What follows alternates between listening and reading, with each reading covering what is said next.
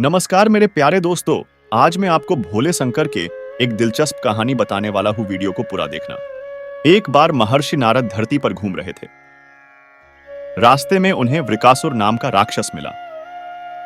नारद मुनि को देखते ही उसने कहा कि मैं आपसे कुछ सलाह लेना चाहता हूं।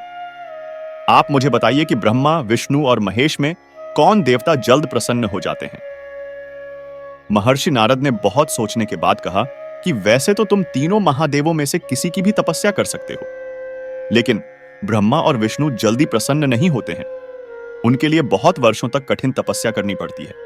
यह भी हो सकता है कि तुम्हारी आयु पूरी हो जाए, लेकिन तपस्या पूरी ना हो।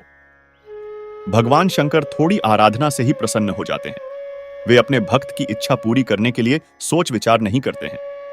वृकासुर ने भगवान शंकर की आराधना करने का फैसला किया और हिमालय के केदार क्षेत्र में जाकर आराधना करने लगा। यज्ञ, जप, तप, ध्यान सब प्रकार से वह पूजा पाठ करने लगा। कुछ दिनों के बाद उसने सोचा कि मैं शरीर और प्राण को ही भगवान शिव को अर्पित कर दूंगा। ऐसा सोचकर वह अपने शरीर का मांस काट काट कर यज्ञ कुंड में डालने लगा, लेकिन भगवान शिव प्रसन्न नहीं हुए। परेशान होकर एक दिन उसने अपना शीश काटकर भगवान शिव को अर्पित करने का फैसला किया।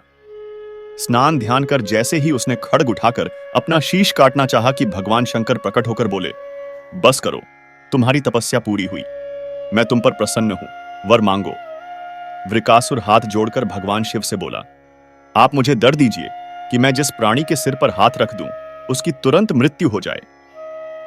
शिवजी वृकासुर की यह मांग सुनकर चिंता में पड़ गए, लेकिन वरदान नहीं देने पर देव मर्यादा का उल्लंघन हो रहा था। शिवजी वृकासुर से बोले कि तुम्हारी तपस्या व्यर्थ नहीं जाएगी। तुमने मुश्किल वरदान की कामना से तपस्या की थी, इसलिए तुम्हें तपस्या भी कठिन करनी पड़ी। जाओ, जैसा वर चाहते हो वैसा ही मिलेगा। वरदान पाते ही वृकासुर की आसुरी वृत्ति जाग गई। उसने कहा कि प्रभो, आपका यह वरदान सत्य है या नहीं, इसकी परीक्षा लेना चाहता हूं। इसलिए पहले आपके सिर पर ही हाथ रखकर देखता हूं कि इस वर में कितनी सत्यता है। भगवान शंकर ने सोचा कि यह राक्षस कुछ नहीं सुनेगा। जब वृकासुर शिवजी के सिर पर हाथ रखने के लिए आगे बढ़ा तो वह वहां से भागने लगे। इस पर वृकासुर का क्रोध बढ़ गया। वह पीछा करते हुए चिल्लाया कि महर्षि नारद की तरह आपने भी मुझसे छल किया है। वरदान की परीक्षा से डरकर क्यों भाग रहे हैं। शिवजी भूमंडल छोड़कर देवलोक तक भागते रहे और वृकासुर भी उनका पीछा करता रहा। अंत में भगवान शिव विष्णु लोक पहुंचे और विष्णु जी को अपनी परेशानी बताई।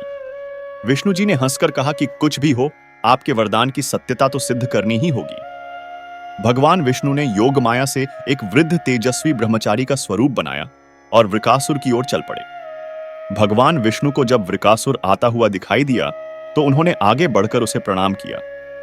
उन्होंने वृकासुर से कहा कि असुर राज कहां भागे जा रहे हैं। लगता है कि आप बहुत थक गए हैं। शरीर को थोड़ा आराम दीजिए। आप सब प्रकार से समर्थ हैं, फिर भी मेरे योग्य कोई काम हो तो बताइए। अक्सर लोग अपने मित्रों और सहायकों से ही अपने काम पूरा करा लेते हैं। एक तेजस्वी ब्रह्मचारी की बातें सुनकर वृकासुर ने शिवजी के वरदान और उसकी परीक्षा की बात बताई। इस पर ब्रह्मचारी हंसा और कहा कि तुम किसके वरदान की परीक्षा लेना चाहते हो। शिवजी का तो अपना कोई घर ही नहीं है। वह खुद भूतों प्रेतों के साथ घूमते रहते हैं। वह भला किसी को क्या वर देंगे। वर देने वाले तो ब्रह्मा और विष्णु ही हैं। विष्णु जी ने वृकासुर से कहा कि तुम्हें वरदानी होना था तो ब्रह्मा या विष्णु की आराधना करनी चाहिए थी। शिव जी के पीछे बेकार दौड़ रहे हो। वरदान देने वाला तो खुद इतना शक्तिशाली होता है कि उसके वरदान का असर खुद उस पर नहीं हो सकता है। उन्होंने तो तुम्हें झूठ मूठ का वरदान दिया है। तुम्हारी तपस्या बेकार चली गई। ब्रह्मचारी की बात सुनकर वृकासुर निराश हुआ।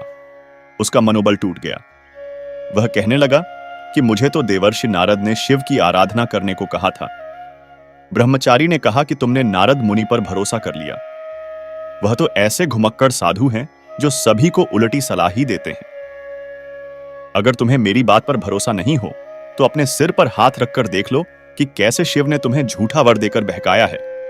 वृकासुर का मनोबल बुरी तरह टूट चुका था। उसे ब्रह्मचारी की बात पर भरोसा हो गया कि शिवजी ने भी उसके साथ छलकर झूठा वरदान दिया है। उसका विवेक नष्ट हो गया। उसने वरदान की सत्यता का परीक्षण करने के लिए अपना हाथ अपने ही सिर पर रख लिया। सिर पर हाथ रखते ही भयंकर अग्निपुंज प्रकट हुआ और वृकासुर उसमें भस्म हो गया। भगवान शिव, विष्णु जी और वृकासुर की इस कहानी में जीवन का अहम सार छुपा है। कहानी सीख देती है कि बिना सोचे विचारे किसी को कुछ देना और पाने वाले का कृतज्ञ होकर दाता को ही संकट में डालने का ऐसा ही नतीजा होता है। कृतज्ञता के उन्माद में बुद्धि विवेक नष्ट हो जाता है और उपलब्धि ही विनाश का कारण बन जाती है।